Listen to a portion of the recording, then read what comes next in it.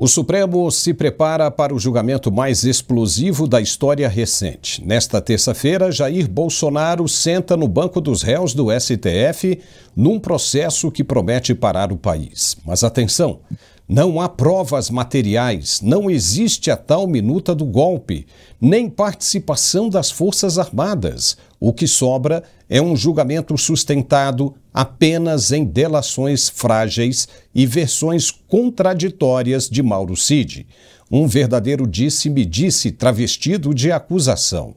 Enquanto isso, o que deveria estar em debate é ignorado. A confissão do então presidente do TSE, hoje presidente do STF, Luiz Roberto Barroso, de que pediu ajuda externa aos Estados Unidos em plena eleição brasileira. Um ato que fere a soberania nacional e que todos agora fingem esquecer.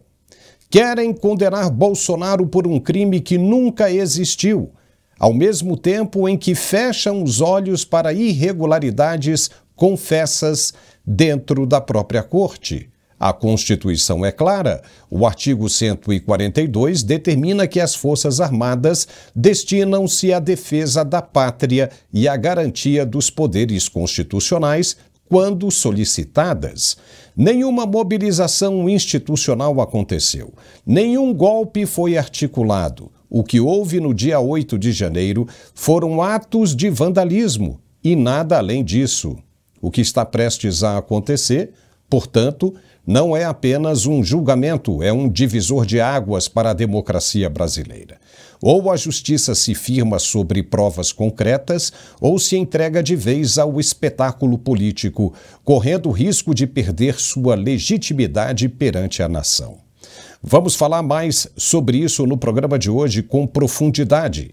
Deputados se movimentam. O Brasil está atento e as sanções virão sobre a cabeça dos ministros que insistem em fazer parecer que nada vai mudar na vida deles. Fique por aí que a gente volta daqui a pouco depois do recado de nosso apoiador. É bem rapidinho, até já. Oi, André, esse articulante é maravilhoso. Gente, eu tive Covid. Depois da Covid eu comprei o primeiro pacote do articulate e comecei a tomar. Não senti mais nada, andava tudo. Acabou. Eu disse, não, eu acho que agora não vou comprar mais não. Mas para quê? Comecei a sentir novamente e é a segunda vez que eu estou comprando. Gente, é simplesmente maravilhoso. Muito obrigada, André. Olá, Paulo. Que alegria mais uma vez aqui para falar desse produto maravilhoso. Nós acompanhamos agora mais um depoimento, mais um testemunho, mais uma pessoa que fala e fala a verdade. Então, gente, eu quero que você preste bastante atenção. Você que sofre com aquela dor crônica ainda, você que trabalha sentindo dor, sabe, a dor é tão difícil conviver com ela, porque a dor, ela só traz coisa ruim pra gente, coisas negativas. Você fica mal-humorado, fica estressado, você não dorme direito, tem insônia, você não consegue trabalhar, o rendimento não é o mesmo, e aí automaticamente isso influencia no casamento, isso influencia nos filhos. É muito difícil conviver com a dor. E eu falo por experiência própria, porque eu também tive problema precoce, eu tive artrose, eu tive condromalácia, e eu falo com todas as letras, gente. Sofrer com dor não é para qualquer um. E você que sofre com dor, sabe que só quem sabe isso é quem sente na pele, é quem passa por isso. Então, para você que sofre com dor, o Articular, que ele é o melhor produto ortopédico do Brasil. Ele é o único produto hoje que atingiu a pontuação máxima em questão de resultado. Por quê? Porque ele reúne todas as propriedades que um reumatologista, que um ortopedista indica para quem sofre com dor. Ele tem uma alta concentração de condroitina, de magnésio, cúrcuma, vitamina D, cartilagem C2 e o principal de tudo, que é o que o torna esse produto um produto premium, um produto nobre, é porque ele tem o ácido hialurônico ortopédico. E para quem não sabe ainda o que esse ácido hialurônico ele faz na nossa saúde, ele é simplesmente tudo, porque ele consegue reconstruir todas as paredes, todas as proteções dos ossos. Então você que tem osso batendo com osso, inflamação crônica, ao invés de você colocar uma prótese, por exemplo, hoje o tratamento a ser feito com maior eficácia é a infiltração de ácido hialurônico. Eles preenchem esse espaço vazio onde está ressecado, onde está batendo osso com esse ácido hialurônico, e o atrito ele deixa de existir. E aí, você tomando o articular, que você já tem esse ácido hialurônico. E o importante é que ele tem uma nanotecnologia que consegue identificar a área do desgaste, a área da inflamação e carregar esses nutrientes diretamente para o local da dor. Então você deixa de sentir essa dor já na primeira semana de uso. Então, gente, é um produto maravilhoso que vai te dar resultado e vai te dar resultado rápido, porque quem tem dor tem pressa. Quem tem dor não quer esperar e eu tenho certeza que você também não quer esperar. Então, hoje, para você que sofre com dor, artrite, artrose, fibromialgia, hérnia de disco, bico de papagaio, você que não aguenta mais desperdiçar o seu dinheiro com medicação de farmácia, faz o seguinte, já vai ligando agora e aproveita porque estamos em promoção para os 500 primeiros telespectadores, desconto de 80% na nota. É só você ligar 0800 591 4391 0800 591 4391. Vou repetir, 0800 591 4391. A ligação é gratuita. Temos também a opção via QR Code. Você aponta a câmera do seu celular para o QR Code e você cai direto no WhatsApp. Ou, se você preferir, pode salvar esse mesmo número nos seus contatos, chamar a gente no WhatsApp, que você estará participando da promoção e o seu desconto será garantido. E ainda ganha de presente 2 pomadas massageadoras, são pomadas de extrema qualidade, que também tem o ácido hialurônico dentro delas. Vai receber um aparelho de massagem profissional e um robô aspirador que vai limpar a sua casa para você. Sabe qual que é o melhor de tudo? É que o pagamento é só para setembro, então você recebe, melhora e paga depois. Ligue 0800 591 4391 0800 591 4391, Paulo. Já estamos de volta com o nosso programa de análises e opiniões aqui no Mundial Telenotícias. Espero que você tenha tido um excelente fim de semana. O julgamento do ex-presidente Jair Bolsonaro no Supremo Tribunal Federal está marcado para começar nesta terça-feira, dia 2 de setembro de 2025, e promete movimentar o cenário político e jurídico do país. A primeira turma do STF vai analisar o processo que envolve Bolsonaro e outros 7 réus, em sessões já com calendário definido. Serão 5 dias de julgamento, distribuídos entre manhãs e tardes. Os ministros se reúnem nos dias 2 e 3, depois retomam em 9, 10 e 12 de setembro. A expectativa é de longas sessões com início às 9 horas da manhã e em alguns dias estendendo-se até às 19 horas. O ponto central é que o processo não apresenta nenhuma prova concreta contra Bolsonaro. A chamada minuta do golpe nunca apareceu, ninguém nunca viu. E a única evidência mencionada é a delação de Mauro Cid, marcada por contradições, alterações de versão e muita fragilidade jurídica. Ou seja, o julgamento se sustenta em um frágil disse-me-disse, sem elementos materiais que sustentem a gravidade das acusações. Nem mesmo os códigos-fontes do TSE foram divulgados no passado, o que acabaria de vez com a polarização da política brasileira. Muito pelo contrário, o que foi divulgado foi o pedido de ajuda e interferência na soberania eleitoral brasileira pelo então presidente do TSE, o hoje presidente do STF, ministro Luiz Roberto Barroso. Ele confessou que pediu ajuda aos Estados Unidos e recebeu. Ele não podia ter feito isso, mas fez. E todos agora fingem ouvidos de mercador, ou seja, fingem que nada aconteceu. E querem condenar Bolsonaro por um crime que não existiu. sendo que eles mesmos são os maiores responsáveis confessos de inúmeras irregularidades cometidas. É importante lembrar o que diz a própria Constituição de 88. O artigo 142 determina que as Forças Armadas destinam-se à defesa da pátria, à garantia dos poderes constitucionais e, por iniciativa de qualquer destes, da lei e da ordem. Ou seja, o texto constitucional é claro ao estabelecer os limites e funções dos militares. Em nenhum momento houve qualquer mobilização institucional das Forças Armadas para dar suporte a um golpe, tampouco participação militar nos acontecimentos de 8 de janeiro. E tudo aconteceu em um pleno domingo, quando não havia autoridade nenhuma em seus postos de trabalho. O que houve naquele dia foram atos de vandalismo com destruição do patrimônio público em Brasília, mas sem respaldo ou execução de ação organizada das Forças Armadas.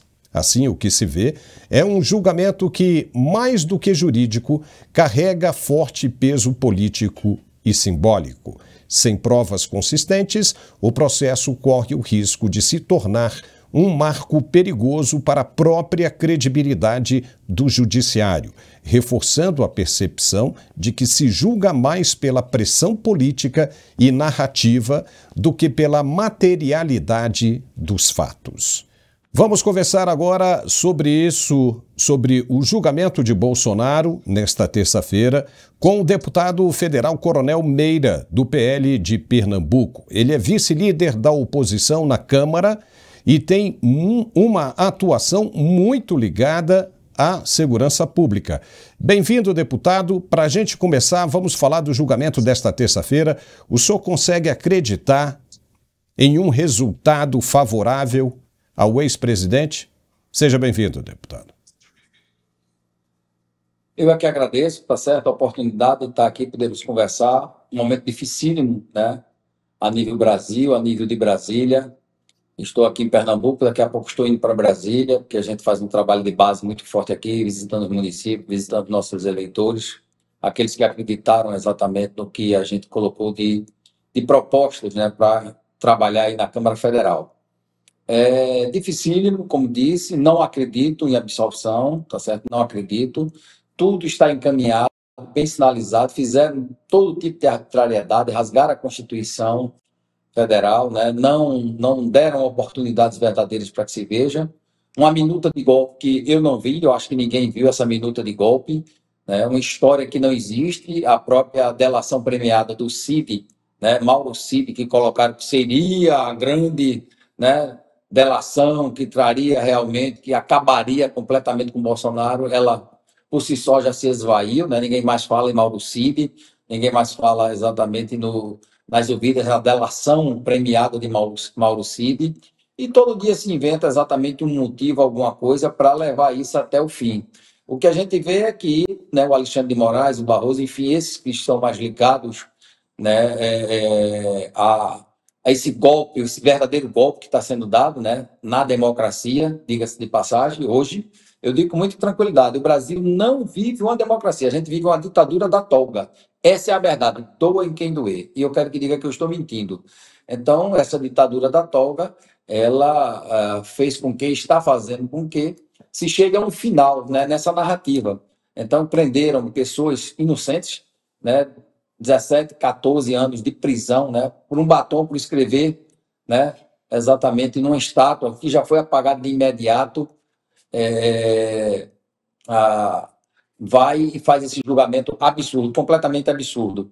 Então, eles vão querer finalizar, né? E a finalização é com a prisão de Jair Messias Bolsonaro. E a gente também sabe, né, nos corredores lá na Câmara Federal, a gente escuta muito, né, principalmente o pessoal da esquerda, né, os do PT, do PSOL, que o presente que Lula quer, tá certo? O que Lula está exigindo, né, deles é o quê? Que Bolsonaro passe a ser denominado, passe a ser chamado de presidiário, né, para quando for solto, ser ex-presidiário como ele é, verdadeiramente, certo? Porque Lula, realmente, né, ele é um ex-presidiário. Ele não foi, vamos dizer assim, absorvido, ele é um descondenado. Essa é a verdade. Porque cometeu vários crimes, foi julgado em várias instâncias da justiça, com provas robustas, tá certo? Com delação premiada, onde os autores devolveram dinheiro, muito dinheiro. E o que é que a gente vê agora? Estão desfazendo totalmente essa narrativa, né? Apagando um Zé Disseu, né? Um Maurício Odebrecht, enfim, todos que foram presos estão sendo soltos a todo dia. Então, isso é Deputado, verdadeiramente uma falta total de justiça no Brasil. E estão também anulando as condenações, o próprio STF está anulando as condenações do ex-ministro de Lula, Paulo Bernardo, que foi ministro da Previdência no governo Lula no primeiro mandato dele e também acusado, né, segundo a Polícia Federal, de ter participado, né, no desvio, né, de dinheiro de pagamento dos aposentados. Então, realmente é uma situação muito complicada o que se vê hoje no Brasil. Agora, deputado, o senhor tem falado com Bolsonaro ou com alguém próximo a ele, pretendendo visitá-lo na domiciliar? Veja bem, nós fizemos pedido, assim que foi... Quando ele foi colocado à tornozeleira, que ele foi para o partido, eu estive com ele. Fui um dos únicos deputados, o único, né, o primeiro deputado a estar com ele naquele momento difícil, quando ele deu, inclusive, uma entrevista a nível internacional, eu estava ao lado dele nessa entrevista. E depois veio essa sequência. E depois começaram a haver as restrições. Quando se fez necessário solicitar, nós solicitamos. Eu tenho lá no meu gabinete em Brasília solicitação que fizemos ao ministro. E até hoje não foi atendida. Não só a minha, de vários deputados que pediram exatamente para visitá-lo. E aí vieram colocar que a gente ia procurar o advogado, tá certo, do presidente, para botar o nome nosso numa relação.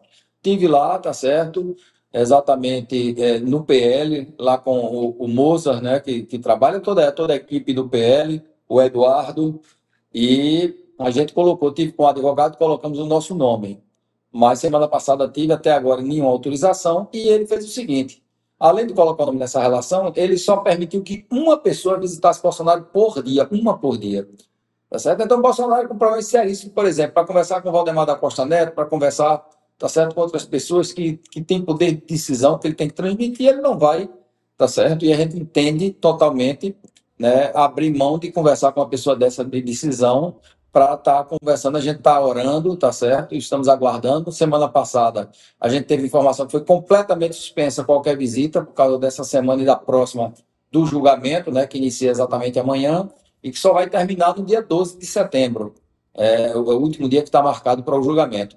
Mas tenho acompanhado de perto. Semana passada tive com a Michelle, né, a nossa eterna primeira-dama, tivemos lá com a Michelle, conversamos com ela, e a gente tem Flávio Bolsonaro várias vezes, inclusive participamos de um programa em rede nacional, exatamente lá na Ouro Verde, lançando a campanha Volta Bolsonaro, que é uma criação, foi um pedido dele, um pedido exatamente para a gente criar esse movimento, né? O movimento Volta Bolsonaro.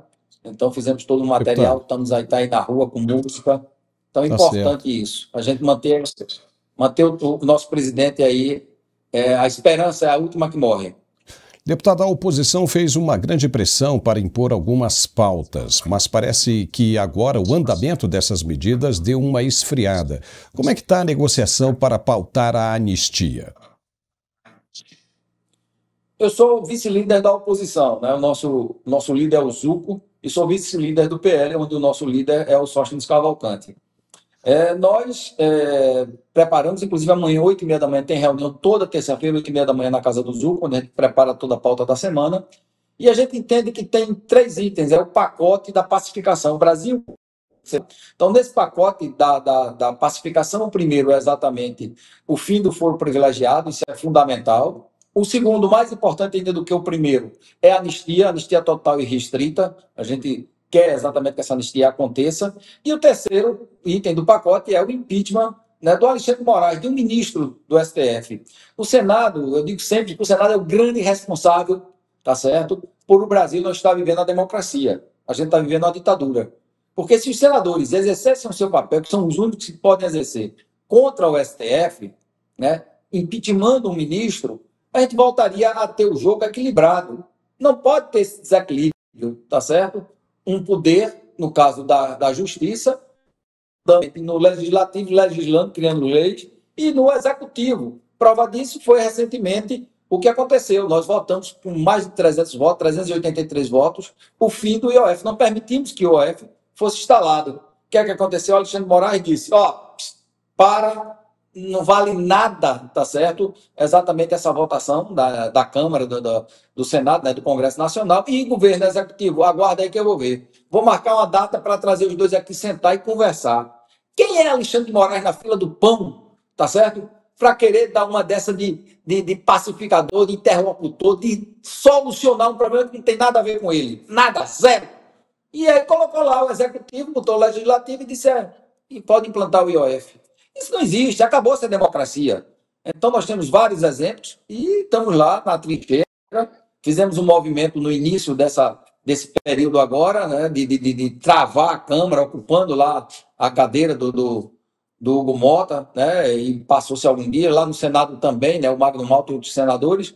A gente está dando a pressão, mas a gente entende que isso depende totalmente da decisão do presidente da Câmara e do presidente do Senado. Deputado, agora para a gente encerrar, vamos falar sobre segurança pública. O senhor, como policial militar do estado de Pernambuco, como é que o senhor viu a mega operação da semana passada que desarticulou um esquema do PCC relacionado a combustíveis?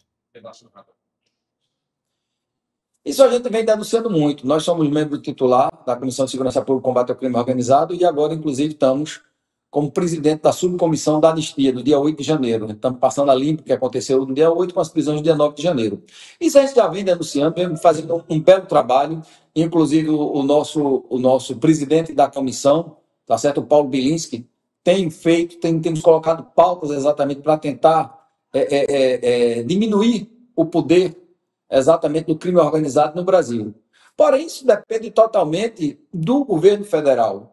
E, graças a Deus, houve essa atuação. Então, a gente sabe, todo mundo sabe que o crime organizado, os tentáculos dele estão infiltrados exatamente em empresa de ônibus, em postos de combustível, tá certo? Em padarias, entregando exatamente todo o trigo que é entregue no Rio de Janeiro, boa parte lá daquelas padarias, o crime organizado que manda a entrega do SEDEX para a empresa querer realmente chegar ao seu cliente, né, aquele material que foi comprado. Eles tiveram que fazer um acordo com o crime organizado para poder chegar e fazer a entrega e não haver exatamente o furto das cargas lá. Então, eles se infiltraram no Nordeste, aqui no meu Nordeste, aqui em Pernambuco, uma vergonha. A governadora do estado não toma nenhuma providência.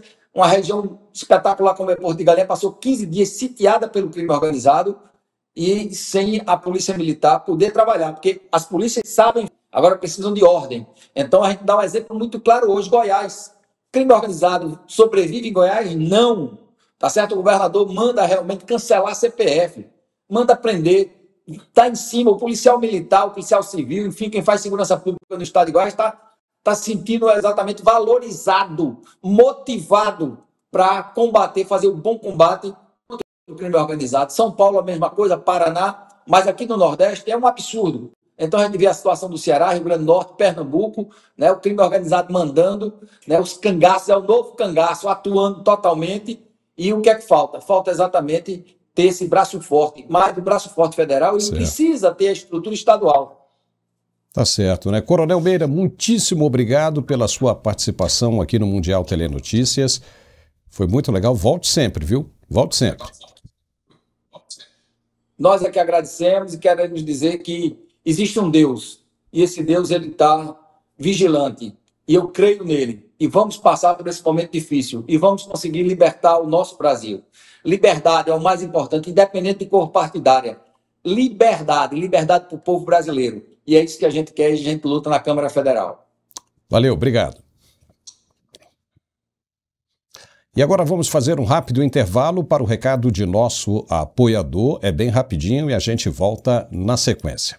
Até já. Você sabia que o Brasil lidera o número de pessoas com ansiedade? São mais de 18 milhões de pessoas. E que mais de 11 milhões de pessoas sofrem de depressão?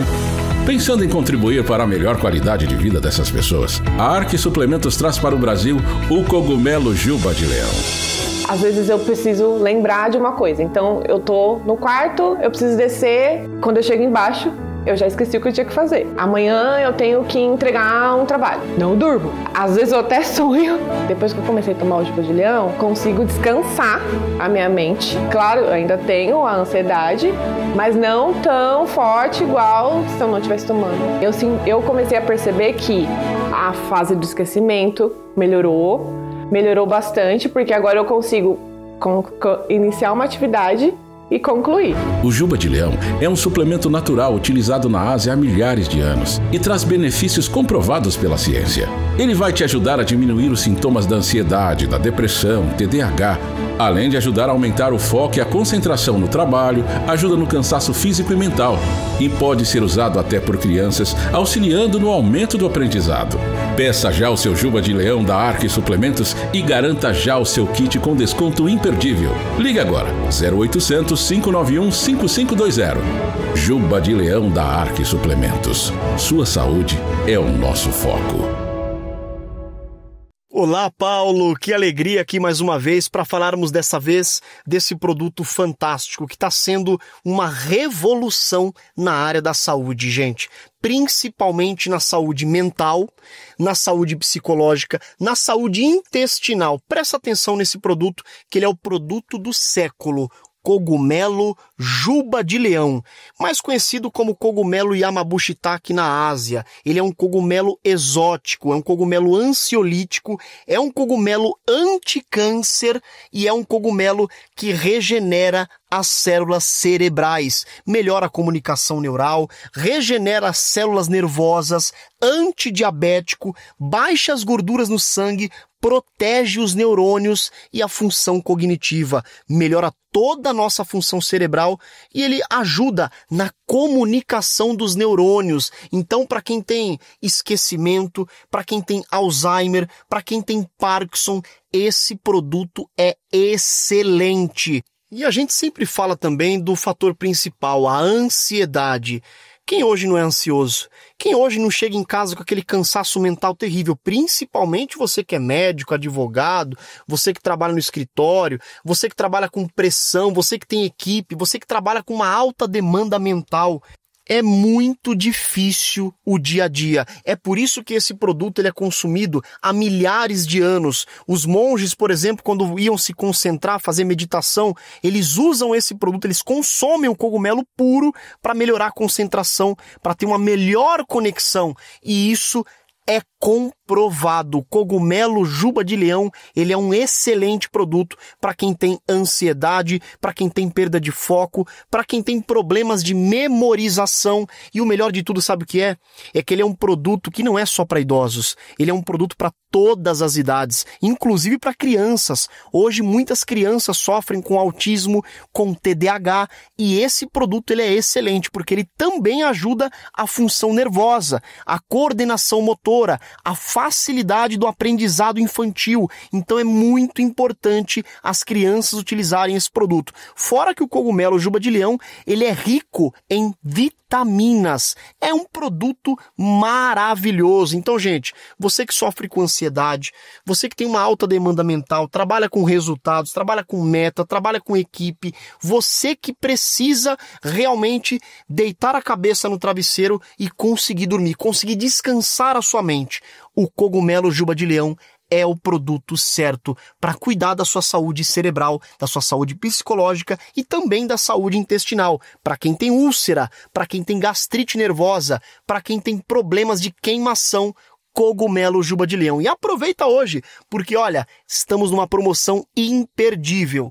Para os 100 primeiros telespectadores que ligarem, desconto de 80% na nota. É só você ligar 0800 591 5520 0800 591 5520. A ligação é gratuita. Tem o QR Code também que você pode ser atendido direto pelo WhatsApp. O número também, se você salvar, é o WhatsApp. Um especialista vai te atender. E o melhor de tudo é que o resultado é muito rápido. E o produto, ele é em pó. Basta você tomar um scoop por dia. Ele tem sabor de limão siciliano. E é uma delícia. Então você ligando agora, garanta já o seu cogumelo Juba de Leão.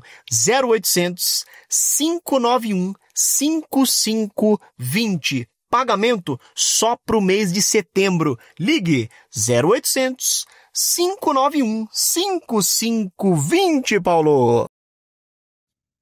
Legal, já estamos de volta com o nosso programa de análises aqui no Mundial Telenotícias. A reação dos ministros do STF ao pronunciamento de Tarcísio de Freitas escancarou mais uma vez a seletividade da Corte.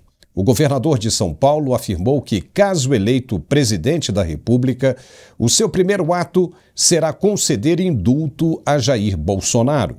A resposta veio de imediato. Ministros disseram que esse ato seria nulo, sob o argumento de que não existe indulto para crimes contra a democracia. A questão é que tal proibição simplesmente não existe na Constituição de 88. O que está previsto é que o presidente da República tenha a prerrogativa, e somente ele, de conceder indulto e comutar penas, no artigo 84, inciso, parágrafo 12º, ato típico de soberania presidencial, que não cabe ao STF limitar por conveniência política. Mais grave ainda do que isso é ver ministros criarem na prática tipos penais e restrições que não foram aprovadas pelo Congresso Nacional e nem estão no texto constitucional. A retórica de crimes contra a democracia soa vazia demais quando se observa que quem ataca as garantias fundamentais ignora o devido processo legal e sustenta julgamentos sem provas concretas. São eles justamente os que se dizem guardiões da democracia. Se o argumento deles prospera, cria-se aí um precedente perigosíssimo. Amanhã, se a mesa virar, os próprios ministros não poderão mais ser beneficiados por um eventual indulto. E que fique bem claro, a democracia não é propriedade de juízes togados, tampouco pode ser distorcida para blindar um grupo específico do jogo político. O indulto é um ato de graça constitucional do presidente eleito pelo povo. Negar isso é negar a própria democracia que dizem defender. Vamos falar sobre isso agora um pouco com o nosso analista de geopolítica, Gerson Gomes. Gerson, o problema de tudo isso é o dia seguinte. Vão condenar Bolsonaro, ao que tudo indica, e achar que o problema vai acabar. Não vai. Não vai. O que você acha de tudo isso, Gerson? Seja bem-vindo. Pois é, Paulo, essa é uma semana que nós iniciamos com uma série de eventos, tanto no Brasil quanto no âmbito internacional, que tem grande repercussão e importância não só para o Brasil, mas para toda a região da América do Sul, Caribe, etc.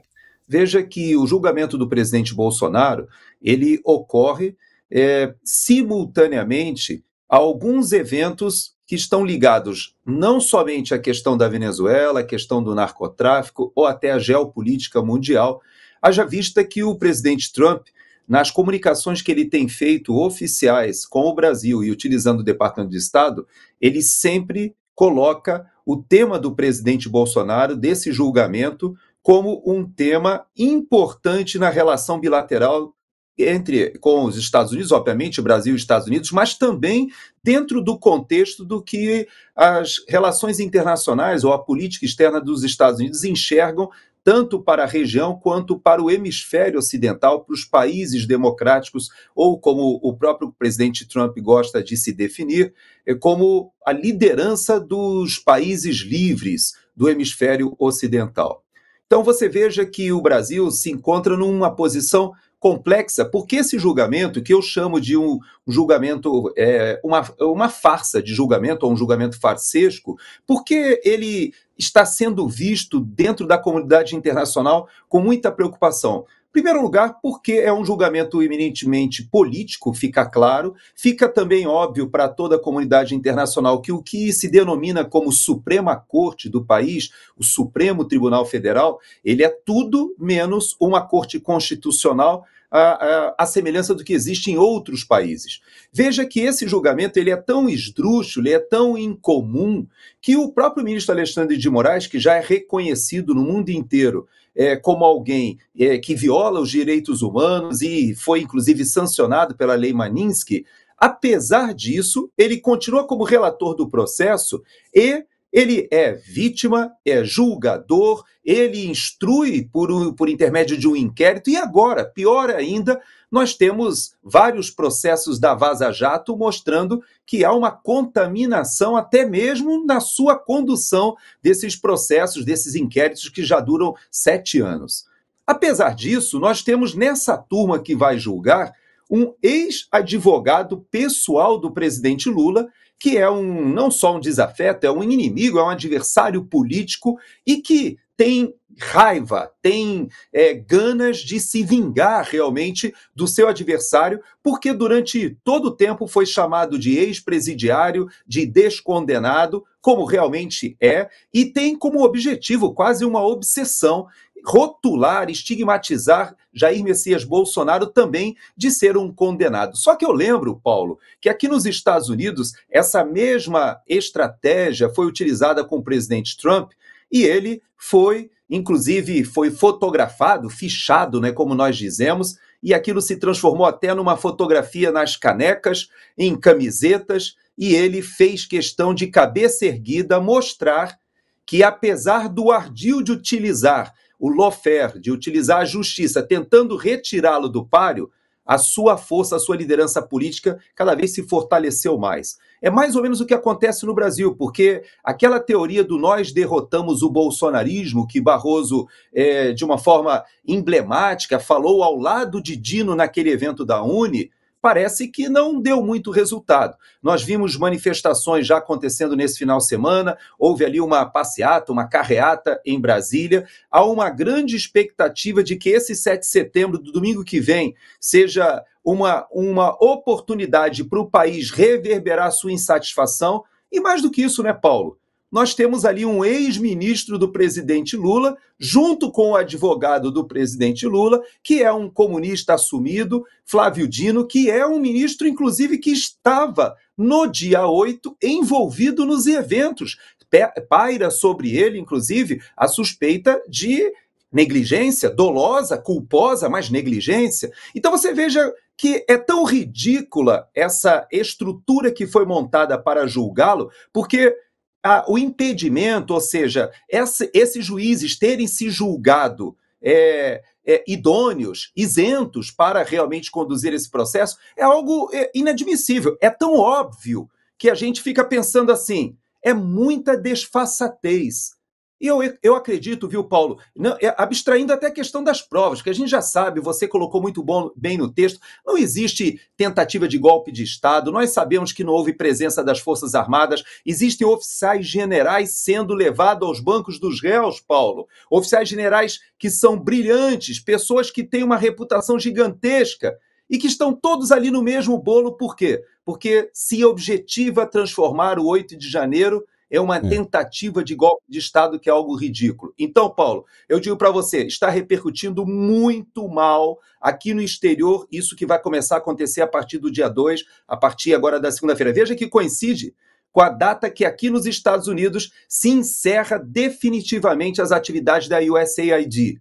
Justamente aquela agência que trabalhou nas eleições de 2022 e que todos nós sabemos que interferiu no processo eleitoral. Então, chamar de evocar a soberania nacional no momento em que o presidente Trump está acompanhando não só o Paulo Figueiredo quanto o próprio Eduardo Bolsonaro assistirão o julgamento da Casa Branca aqui nos Estados Unidos, eles acompanharão com pessoas da equipe da Casa Branca e eu digo para você, Paulo, haverá consequências se eles continuarem nesse caminho, não só consequências pessoais, mas infelizmente consequências até mesmo para a relação entre os dois países. Isso reverbera para toda a sociedade, Paulo.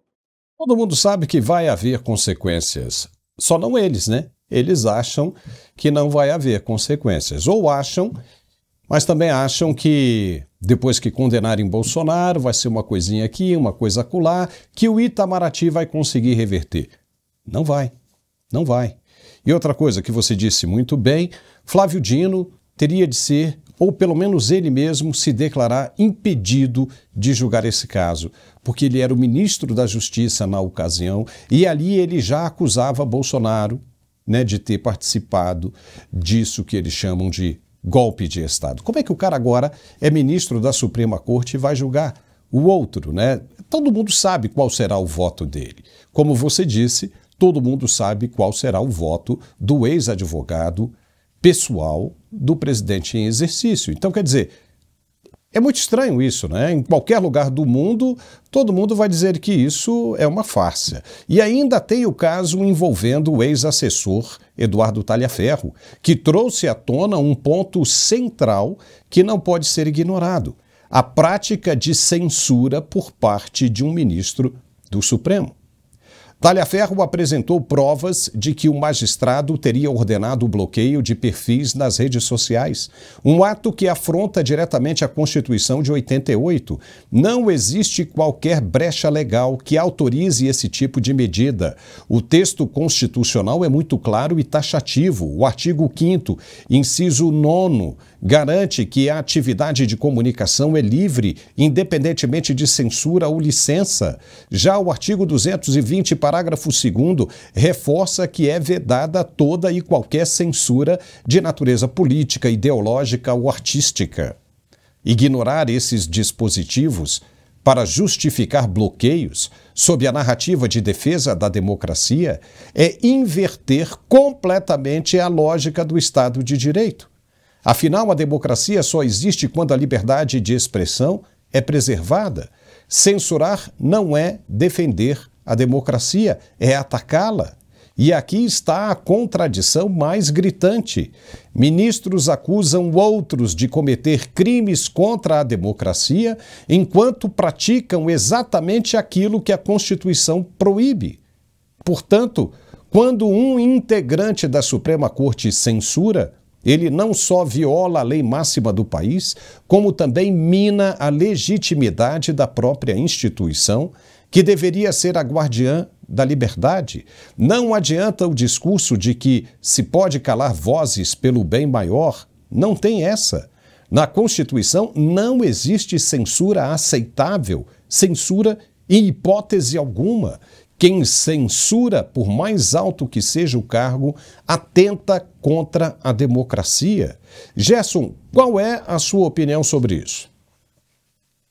Pois é, Paulo, a gente observa uma espécie de engenharia reversa sendo feita pelo ministro Alexandre de Moraes com o apoio dos seus pares ali no Supremo Tribunal Federal, quando eles acabam revendo o Marco Civil da internet. E por que eu chamo de engenharia reversa?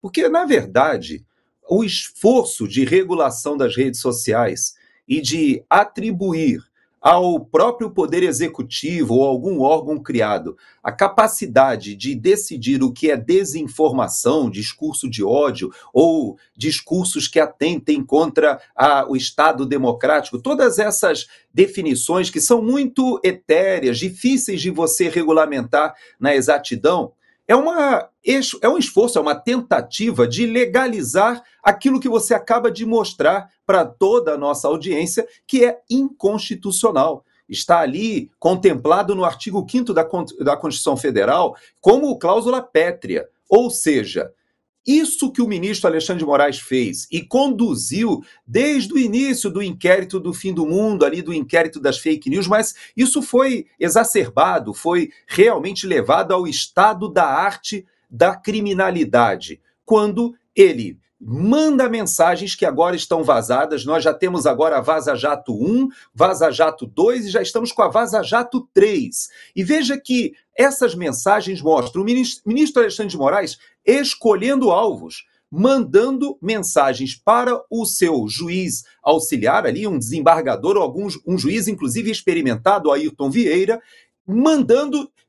escolhendo alvos, dizendo, olha, esse e esse é o Rodrigo Constantino, é o Fiuza, é até mesmo postagens que foram feitas em redes sociais que o Supremo Tribunal Federal gostaria de tratar como tratou o Telegram, que é o caso das redes sociais aqui dos Estados Unidos, seja do presidente Trump, sejam redes sociais que foram criadas justamente tentando dar mais liberdade ao eleitor aqui nos Estados Unidos, numa época em que todas as redes sociais e os algoritmos estavam trabalhando de forma, hoje nós já sabemos com Twitter Files, de forma pressionada pelo próprio governo Biden. Tudo isso que aconteceu no Brasil, veja que ele mandava o WhatsApp para o Ayrton Vieira mandava para o Tagliaferro, que na época ele tinha aquela assessoria especial de enfrentamento à desinformação. Um nome bonito, na verdade, mas alguém que ficava nas redes sociais usando algoritmos, pesquisando as publicações para ele mandar de volta para o Supremo Tribunal Federal. Veja que o ministro Alexandre de Moraes, a essa época, inclusive, ele usava os dois chapéus, ou seja, usava a estrutura do TSE para perseguição política, para identificar alvos, e aí ele recebia esse material do TSE que ele mesmo provocou. Ele dizia, eu quero esse alvo, eu quero o material, e aí ele fazia o enquadramento, dizia que fazia parte do inquérito das fake news e sancionava essas pessoas como? E perseguia, mandando documentos para as redes sociais para retirar esses perfis, o que é uma censura que você muito bem falou. Então, essa perseguição, Paulo, agora que está comprovada, ela inabilita. Chega a ser aviltante a presença do ministro Alexandre de Moraes, e a pergunta que se faz, os seus pares do Supremo continuarão convivendo com um ministro criminoso desta forma? Mais ainda, o Conselho Nacional de Justiça, onde estão os órgãos nossos que possam chamar o Ayrton Vieira à explicação e dizer, você, um magistrado, se portando desta maneira, de uma maneira ilegal, inclusive fazendo essa interface entre o TSE e o Supremo Tribunal Federal de uma maneira imoral e ilegal. Isso tudo vai ficar dessa forma assim mesmo? Tivemos parlamentares, pessoas comuns, jornalistas, órgãos de imprensa, todos censurados nessa teia que se montou, nessa farsa que agora o Tagliaferro vem e se oferece, inclusive, para uma delação premiada. Ele poderia estar sendo tratado... E você veja, Paulo, você está falando sobre isso, eu também... E onde está o mainstream jornalístico que não está divulgando isso que está acontecendo, que, na verdade, deveria, inclusive, interromper esse julgamento? Porque como continuar um julgamento em que tem nas bases essa atividade criminosa? Eu acho inadmissível isso, viu, Paulo? Inadmissível. Gerson, e respondendo a sua pergunta, no Brasil não tem ninguém que possa parar isso. Não tem ninguém, absolutamente ninguém.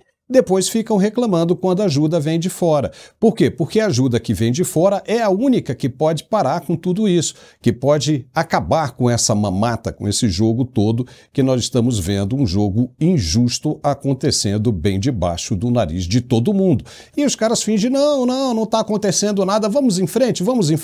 Começa a jogar aqui reforma da Previdência, reforma tributária para ver se desviam o assunto, a gravidade do problema. Só que não desviam. Porque a ajuda virá de fora, querendo eles ou não. Não terá como parar isso, ou seja, eles não terão como parar isso. Gerson, fica aí que nós ainda temos muito mais para comentar, inclusive sobre a situação de Nicolás Maduro. É daqui a pouquinho, depois do recado de nosso apoiador. É bem rapidinho. Até já. Você está sofrendo com queda de cabelo? Já percebeu falhas no couro cabeludo, sinais de alopécia ou aquela calvície que só avança? E não pense que isso acontece só com homens. Muitas mulheres também enfrentam esse drama, principalmente durante a menopausa, quando a queda capilar se torna um dos sintomas mais difíceis de lidar. Mas a boa notícia é que agora existe uma solução eficaz. Conheça Hairleo, um tônico capilar de última geração desenvolvido com ativos exclusivos que atuam direto na raiz do problema. Hairleo é diferente. Ele estimula o nascimento de novos fios, fortalece os que você já tem e combate a queda de forma real, eficaz e comprovada. É tecnologia de ponta em tratamento capilar, agora ao seu alcance. E o melhor, é um tratamento totalmente indolor, fácil de usar, indicado para homens e mulheres em todas as fases da vida. Você recupera a saúde do cabelo e, junto com ela, a sua confiança. Mas atenção, essa oferta é exclusiva para quem ligar agora. Pegue o telefone e disque 0800 000 4458. Repetindo, 0800 000 4458. Ao ligar hoje, você garante 70% de desconto e ainda recebe um brinde especial para potencializar seus resultados. Entrega rápida em todo o Brasil e rápido também será o seu resultado. Não perca tempo, ligue já 0800 000 4458. Herliu, tecnologia avançada para recuperar o que é seu por direito, seus cabelos e a sua autoestima. Já estamos de volta.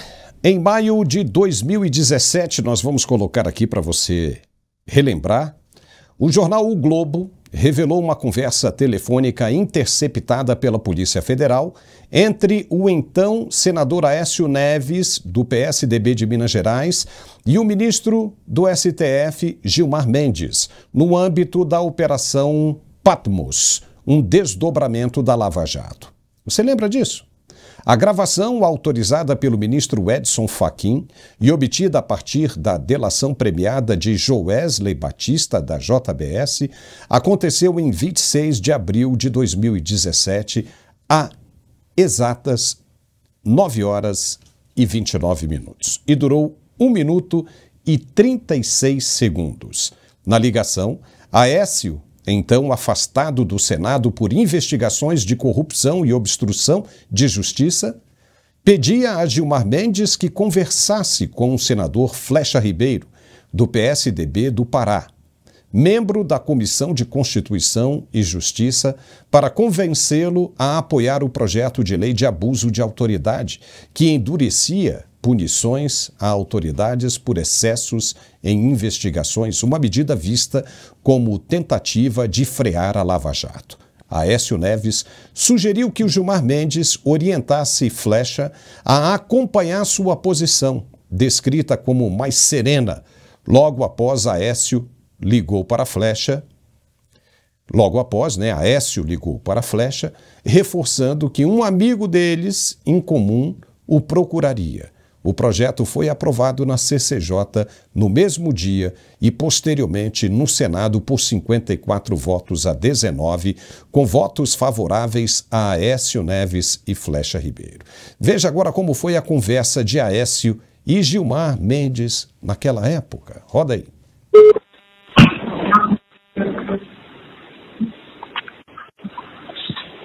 Oi, Gilmar, alô?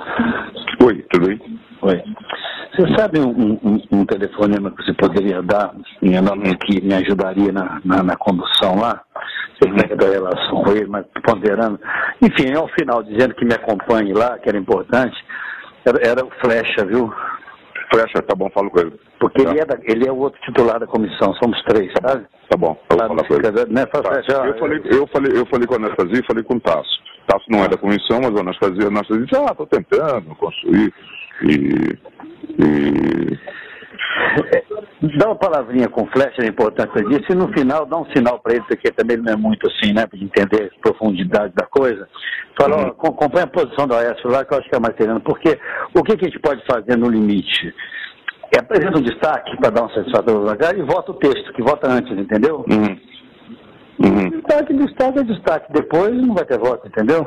Pelo menos você vota o texto e dá uma satisfação para me parecer que a bancada também foi toda contrariada, entendeu? Se você pudesse ligar para a Flecha aí e falar... Eu falo com ele, eu ligo para ele agora. Ligo para ele agora, tá bom. Caramba, se isso não é ativismo político, o que é?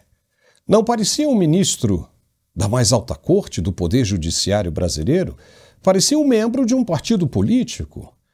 A PF considerou o diálogo, na época, um indício de possível obstrução de justiça, já que Joesley alegava que Aécio articulava o projeto para proteger-se de investigações.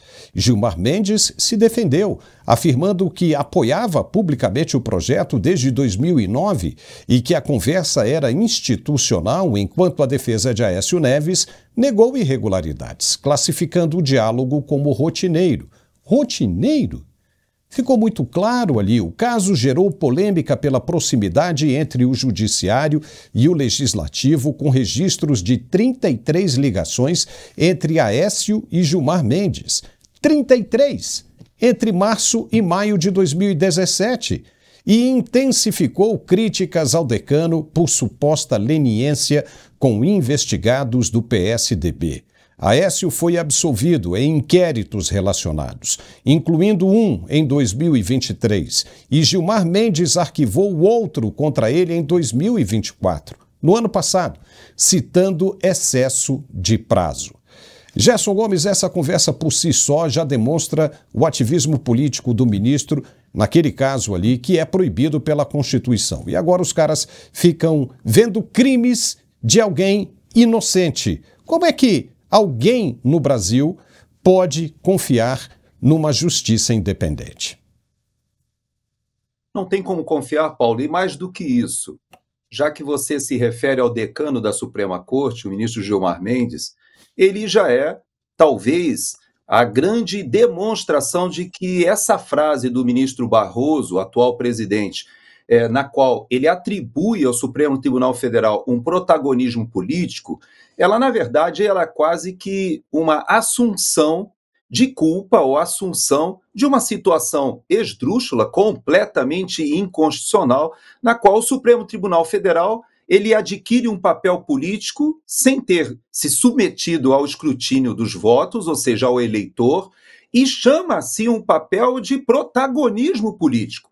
Veja que esse caso do ministro Gilmar Mendes, só para que a nossa audiência lembre, é um ministro que talvez fosse considerado o mais político de todos os ministros. Agora, eu ouso afirmar que ele disputa com Flávio Dino.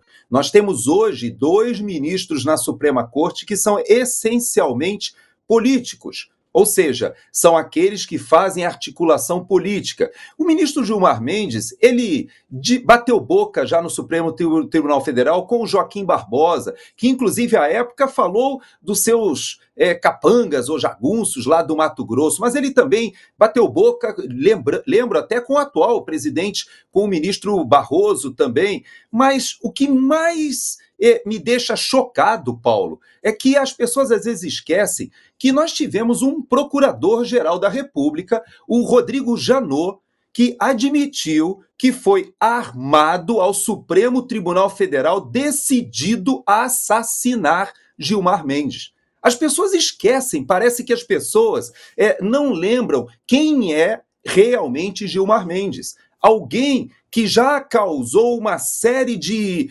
problemas de conflitos de interesse, que tem a sua esposa muito conhecida, inclusive o próprio Roberto Jefferson, ele foi preso, foi de certa maneira torturado, e foi muitas e muitas vezes pressionado e cercado pelo Supremo Tribunal Federal porque ele tocou na ferida ao mencionar a esposa do ministro Gilmar Mendes, que é realmente a dona do escritório de advocacia, com uma série de ações, e não só ela, isso acontece com Zanin, com Toffoli, acontece, virou agora uma situação comum com Alexandre de Moraes também, todos com suas esposas, com escritórios de advocacia, com ações correndo ali no Supremo Tribunal Federal. Mas no que diz respeito ao ministro Gilmar Mendes, os negócios dele em Portugal hoje já estão sendo fiscalizados e investigados pelo próprio Partido Chega em Portugal. O próprio jornalista Sérgio Tavares vai dedicar um segundo documentário, o primeiro ele fez sobre o Alexandre de Moraes,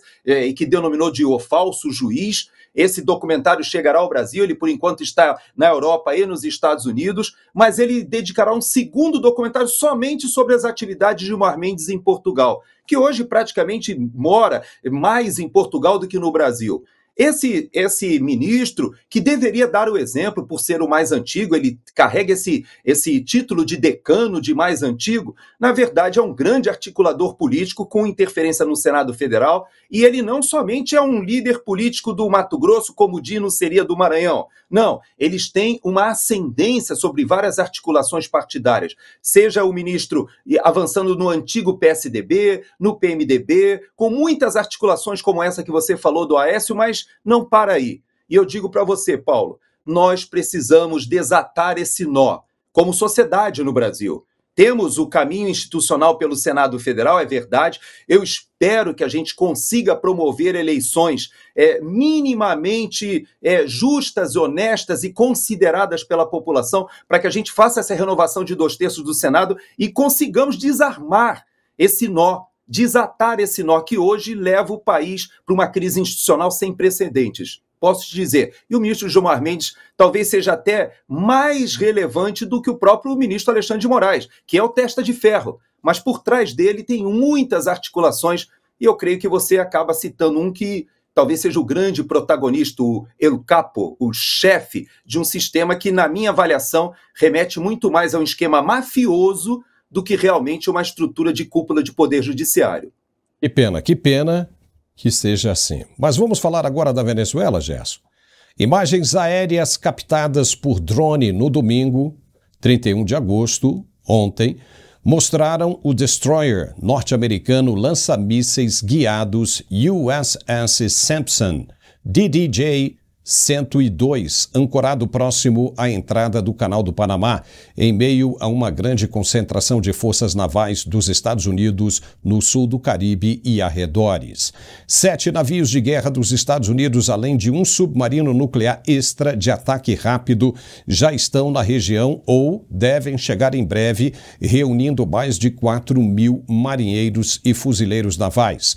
O presidente norte-americano Donald Trump declarou que o combate aos cartéis de drogas é um dos objetivos centrais de sua administração, e autoridades dos Estados Unidos disseram a Reuters que o esforço militar busca enfrentar ameaças vindas desses cartéis. Ainda assim, permanece incerto de que maneira a presença militar norte-americana poderá realmente interromper o tráfico de drogas. Entre outros pontos, a maior parte do comércio marítimo de drogas chega aos Estados Unidos pelo Pacífico e não pelo Atlântico, onde estão as forças dos Estados Unidos. Além disso, grande parte do que passa pelo Caribe chega em voos clandestinos. Ao atualizar no domingo os resultados das operações antidrogas na Venezuela, o ministro da Defesa venezuelano Vladimir Padrinho afirmou que o país está pronto para lutar caso os Estados Unidos violem a soberania venezuelana. Gerson Gomes, já era para isso ter acontecido, parece que atrasou um pouquinho a ação dos militares por causa do furacão nos Estados Unidos, mas agora não há mais nada que impeça que a atuação comece, né, Gerson? Como é que nós podemos enxergar essa situação? Pois é, Paulo.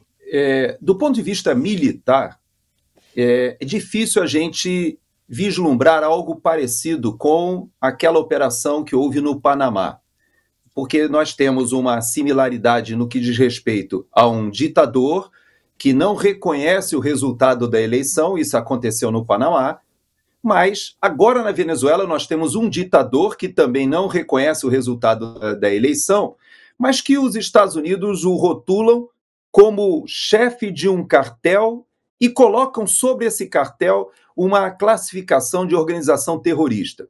Toda essa escalada, e inclusive com o aumento da recompensa a 50 milhões de dólares, forma uma, vamos dizer assim, uma linha no tempo no qual os Estados Unidos estão carregando meios para aquela região, meios militares que não são tão, vamos dizer assim, robustos para uma invasão do ponto de vista, pelo menos da história, quando a gente compara com o que aconteceu no Panamá, porque nós sabemos que os Estados Unidos têm muita proximidade. Eu mesmo, você sabe que eu não participei no programa sexta-feira, que eu estava no norte da Flórida, ao lado de uma base aérea, que é a base que treina os pilotos de F-22 e de F-35 aqui nos Estados Unidos. E lá estava, vendo os caças passando, é muito próximo o Caribe daqui dos Estados Unidos, e como você bem disse, já há meios que migraram do Pacífico para o Atlântico, passando pelo Canal do Panamá, e essa concentração de meios ela pode se adensar para um desembarque anfíbio, para uma operação parecida com a do Panamá? Sim, é possível, mas eu não creio que seja por aí não, Paulo. Você sabe que o que eu tenho de informação na Venezuela é que o Maduro, ele declarou ontem que está reestruturando e está musculando ainda mais a Guarda Nacional Bolivariana e está diluindo as forças do Exército. Por que ele está fazendo isso? Porque, na verdade, se você está com uma ameaça externa, ele deveria fortalecer as Forças Armadas, Exército, Marinha, Força Aérea, para enfrentar o inimigo que está se avizinhando. Não. Ele está empoderando, está musculando a Guarda Nacional Bolivariana, que faz a repressão interna.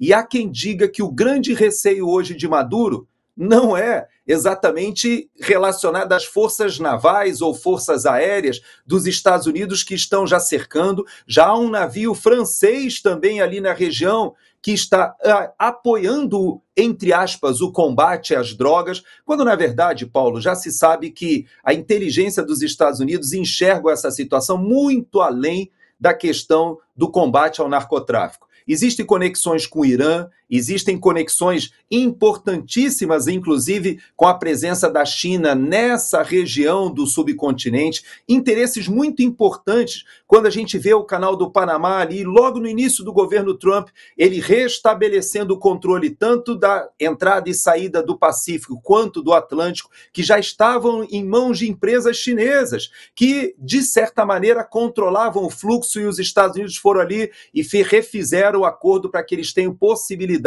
de estar ao mesmo tempo com operações navais no Atlântico e no Pacífico, ou seja, tendo o trânsito assegurado às suas forças navais. Então, você veja que tem muitas outras coisas ali. Agora, você sabe que o grande receio hoje do Maduro não é com os generais, almirantes americanos, e sim com generais, almirantes e brigadeiros venezuelanos.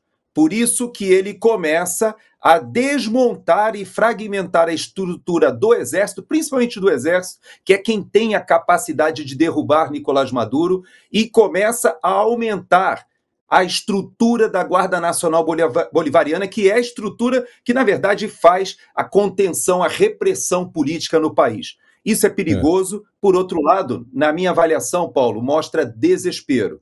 Eu creio que essa semana será uma semana fundamental. Temos aí o julgamento do presidente Bolsonaro iniciando, é verdade, mas nós teremos, como você bem disse, uma concentração de meios navais, que eu não creio que os Estados Unidos fiquem gastando dinheiro do pagador de impostos, fazendo toda essa concentração de meios, sem ter um plano de captura, que eu imagino que será empreendido por forças especiais, ou se ele já não tem forças internas na Venezuela que já estão coligadas aí numa articulação para que Nicolás Maduro deixe o poder da Venezuela. Eu creio que isso acontecerá nos próximos dias, Paulo. Olha, só a presença das forças ali, caladas, quietinhas, já vibra uma energia que deixa todo mundo com medo, porque você não sabe o que vai acontecer, que hora que vai acontecer, se vai ser de manhã, se vai ser de tarde, se vai ser de noite, ou se vai ser de madrugada. O cara não consegue dormir só com a presença das forças ali. Agora não é só isso, né, Gerson? Vamos continuar falando rapidinho aqui da geopolítica. Os Estados Unidos taxaram a Índia em 50%. O primeiro-ministro indiano lá, né, o Narendra Modi, correu para a China, junto com a Rússia, para todo mundo correu para a China para tentar um acordo. A China se aproximou mais da Rússia. Eu queria que você falasse sobre isso. O que nós podemos esperar dessa situação, dessa proximidade da Índia com a China agora? Então, esse encontro que aconteceu, na verdade, nesse final de semana, foi um encontro muito importante e que as pessoas talvez estejam interpretando de uma maneira um pouco equivocada. A Índia é um país que faz uma política externa muito inteligente, até porque ela tem uma série de problemas com seus vizinhos. Veja que a Índia ela está no BRICS junto com a Rússia e a China. E a Índia tem problemas de fronteira com a China históricos. Inclusive, vários desses problemas já levaram a encontros entre forças armadas com mortes. Mais do que isso, ela promove a presença do próprio Paquistão junto ao BRICS e também junto ao OCS, né, que é esse organismo ali da Ásia que é liderado pela China e que tem a presença da Rússia, da China, da Índia, agora mais recentemente do Irã. A Bielorrússia foi a última a entrar E também tem o Cazaquistão, o Quirguistão, o Paquistão, o Tajiquistão e o Uzbequistão.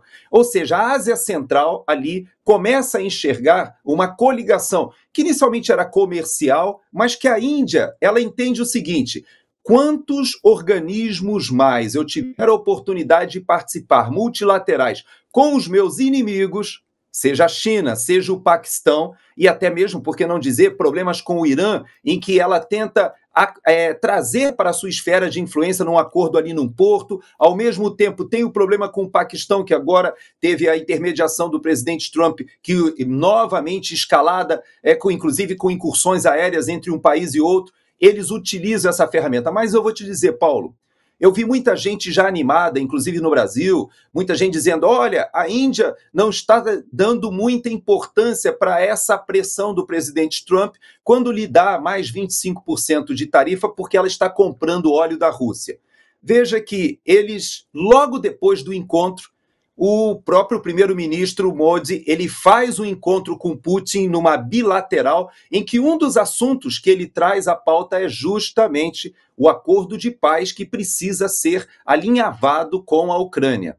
Então você veja que a guerra na Ucrânia ensejou o encontro do presidente Trump com o Putin, agora também tem o encontro do Modi com o Putin. Ele sabe da importância de manter uma posição de influência, seja com a China e com a Rússia, ali no seu entorno, mas ao mesmo tempo ele tem uma aliança militar com os Estados Unidos, Japão e Austrália. Então a Índia, ela faz um jogo que pode fazer porque ela tem uma estatura geopolítica que, infelizmente, muita gente animada no Brasil achando que a gente pode imitar a Índia, ainda não entendeu, Paulo, que não é assim. Só para que você tenha uma ideia, o programa espacial da Índia, que o nosso está completamente parado, a Índia não somente tem os seus próprios satélites, quanto ela tem sondas que já enviou a Marte, já mandou à Lua, participa do programa espacial, tem um sistema de georreferenciamento próprio, ou seja, possui artefato nuclear, possui mísseis balísticos com capacidade de lançar esses artefatos nucleares. E aí eu vejo gente, Paulo, querendo comparar o Brasil, dizendo: não, o Brasil ele vai embarcar nesse grupo, esquecendo que a Índia ela está lá no Indo-Pacífico, faz fronteira com a China, faz fronteira ali com o Paquistão, precisa se relacionar com todos aqueles ãos que tem ali, Turcomenistão, Azerbaijão e Tajiquistão, todos aqueles ãos ali da Ásia Central, porque ela precisa se relacionar com os vizinhos, inclusive com o Irã. Então, o Brasil está muito afastado, Paulo. Ele está muito longe desse cenário. A nossa relação natural é com o Ocidente, é com a OTAN, é com os Estados Unidos, é com a União Europeia. E parece que o governo do PT está todo animado dizendo assim: podemos ser uma Índia um dia. Paulo, nós estamos tão atrasados, mas tão defasados no que diz respeito à nossa evolução da tecnologia nuclear, até mesmo dos artefatos que nós podemos desenvolver, a nossa indústria bélica. A Índia, o que ela investe no seu programa espacial, o Brasil está simplesmente anos-luz atrasado, porque a gente continua nesse tipo de disputa que nós estamos vivendo hoje, com esse imbróglio que nós temos dessa crise institucional. Ok, já que nós estamos falando de era espacial, você tocou nesse assunto, vamos agora para o último tema do nosso programa, que é também muito preocupante. É uma coisa muito estranha que está acontecendo e que foge do cotidiano, do imaginário do ser humano. E é real.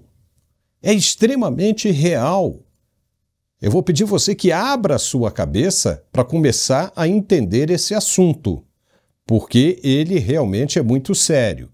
Um relatório viral abalou os Estados Unidos ao confirmar a presença de 8.000 misteriosos orbes, ou esferas misteriosas, que têm aparecido no espaço aéreo norte-americano, vistos por civis, pilotos e até soldados. As imagens e relatos se multiplicam, aumentando a sensação de que algo fora do comum está acontecendo.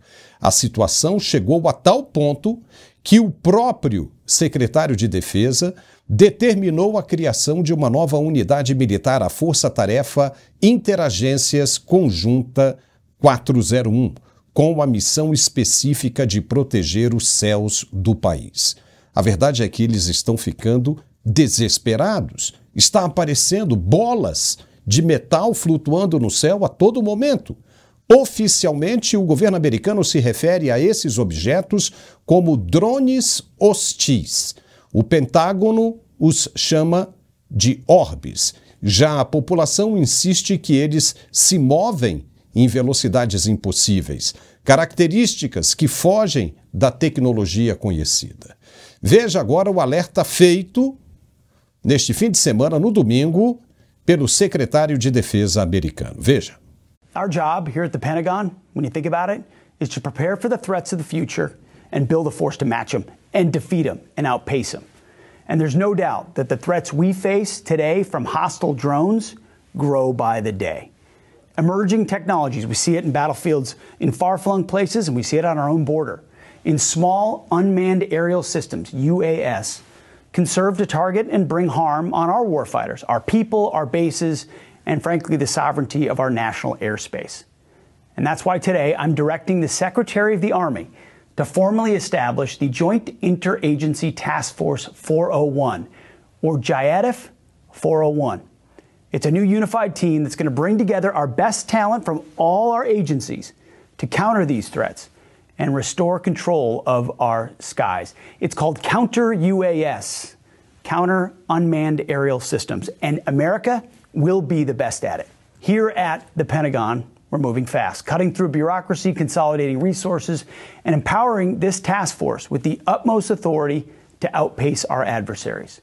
We're delivering real solutions, ensuring that American airspace remains secure, both here at home for the American people, but also abroad, anywhere troops are stationed. They deserve to be defended by the best.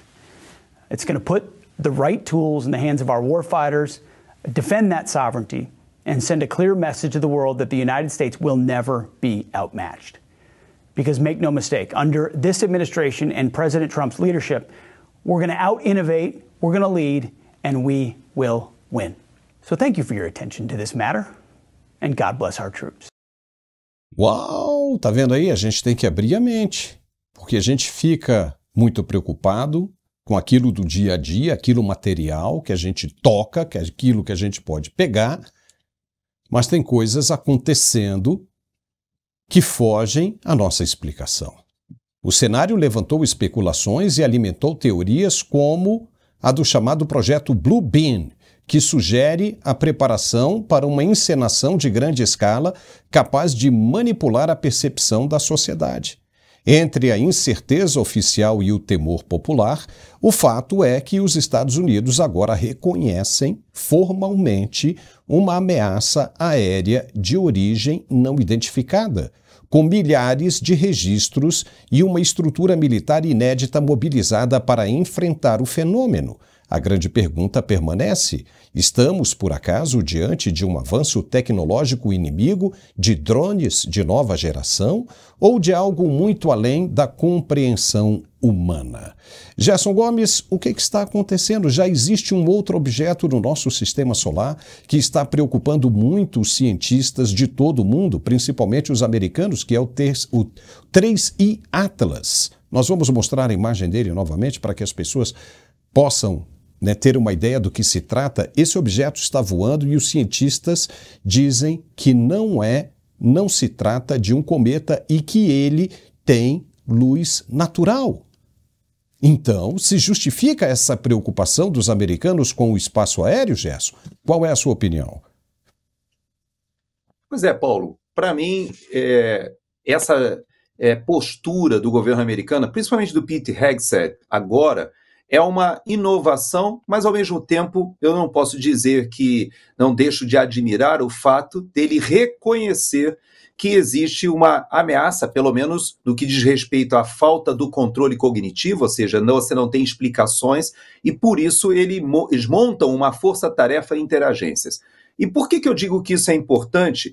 Do ponto de vista de uma postura de maior transparência com a sociedade. Porque nós tivemos vários balões aqui durante o governo Biden, esses balões apareceram do nada, ninguém sabia o que fazer, caças foram mobilizados, inclusive canadenses, na época, e nenhuma explicação era dada para a sociedade. O presidente Trump, na época, ele criticou isso ainda na época de campanha, e dizendo que quando assumisse, ele seria transparente com a sociedade em relação a diversos assuntos. Tem assuntos até polêmicos, como, por exemplo, se existem realmente as barras de ouro no Fort Knox, se realmente toda aquela quantidade que estava ali descrita, se ela fisicamente está. Ele diz que vai, pela primeira vez, fazer uma auditoria. E na questão dos OVNIs ou dessas aparições que muitas e muitas vezes remetem a uma disputa tecnológica, ele também se dispôs a transformar esse assunto, ou pelo menos reagir a esse assunto, para não oportunizar isso que você está falando, que existe um grupo que entende que haverá uma orquestração mundial com esse tipo de aparências, tentando evocar ali uma reação, um controle social pelo medo, como a gente viu na pandemia. É verdade, existe essa teoria, mas o presidente Trump já deu ordens para que haja um estudo para trazer respostas à sociedade. Veja que agora no dia 3, Paulo, haverá uma grande demonstração de força na China, celebrando os 80 anos da rendição do Japão depois da Segunda Guerra Mundial. Essa demonstração haverá drones sofisticados, mísseis supersônicos, caças de última geração sem pilotos, ou seja, totalmente autônomos, tecnologia de inteligência artificial que será demonstrada, aplicada aos meios bélicos. E a China, ela se lança como aquele país que tem até 2049, quando fará o centenário da Revolução Comunista, o país que pretende ter a hegemonia mundial econômica e militar. Os Estados Unidos, com o presidente Trump, eles já disseram que esse seria um sonho execuível se não houvesse reação, e ele pretende fazer essa reação.